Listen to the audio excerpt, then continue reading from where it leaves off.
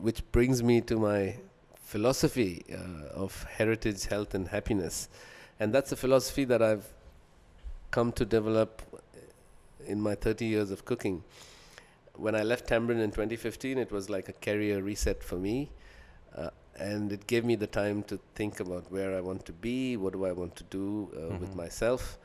And it helped to crystallize those ideas into a philosophy. Because that's a tough act to follow. 13 years of holding a Michelin star in Mayfair, right? I mean, then... Yes, I give a lot of credit for that to the fact that Michelin UK was open-minded enough back in 2001 to recognize non-French cuisines as worthy of a Michelin star. So Tamarind was actually the first Indian restaurant ever in the world to receive a Michelin star. Oh, wow. And it was only the year later that I think the first Oriental restaurant in London, Hakkasan, won its star. So, of course, since then, Michelin hasn't looked back. There's, 47 one-star restaurants. The first year they launched in Tokyo, and a hawker stall in Singapore now with a Michelin star. Yeah. So I think, but certainly Michelin UK deserves a lot of credit, and London deserves a lot of credit for its love of Indian food. Yeah. I often tell people that I'm an Indian chef in the best city to be an Indian chef.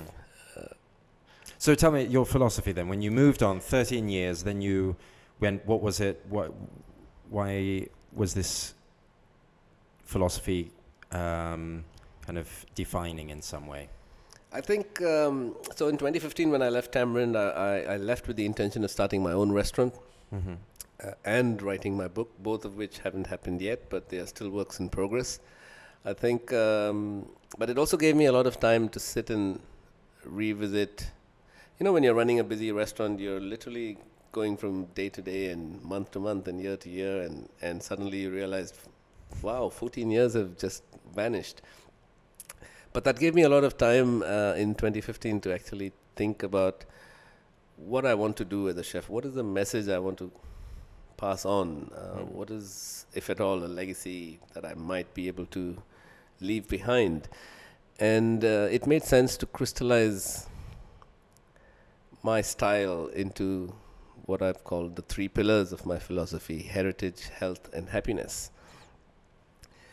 Heritage, I think, is important to all of us. I know we're talking about yoga and Ayurveda and the medicinal value of plants and spices, and all that is heritage.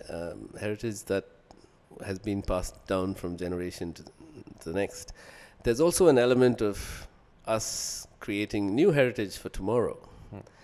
And I often tell people that heritage doesn't need to be what Auguste Escoffier did as set in stone.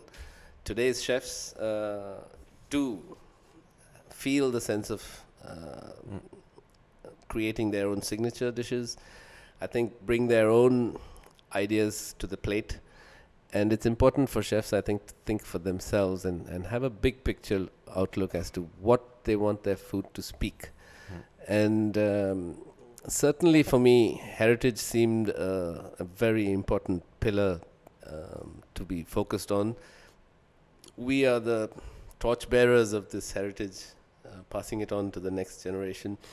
And it also means looking at heritage dishes in a newer, modern light. How can we make them more relevant for today's diner? That's an amazing approach. Also trying to discover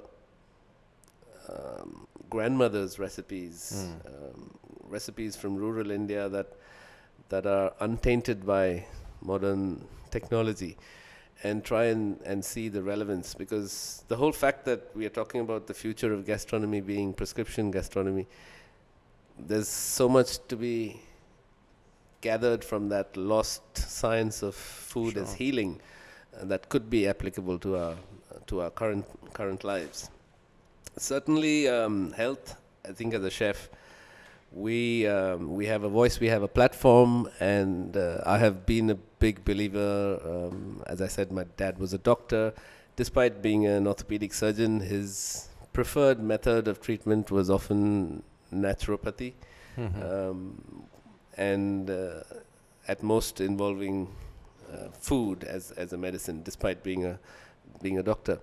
And so I always grew up with those very strong beliefs of food as a medicine, and therefore health becomes equally important as a pillar in my philosophy. I think the fact that we have in the last 40 years probably moved away, we just spoke about it, from eating what's right to eating what's pleasurable, or going after the wrong things in food.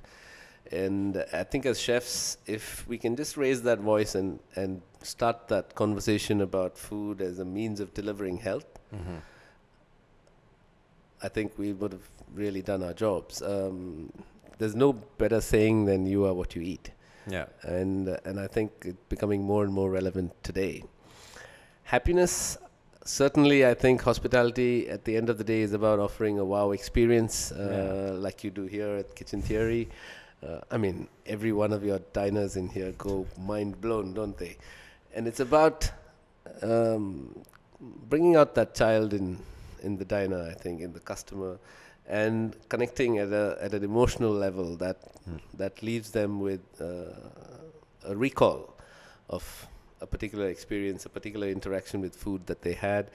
And I think that is the biggest pleasure a chef can have, looking at smiles on their customers and making sure that you've left no stone unturned in leaving a happy diner.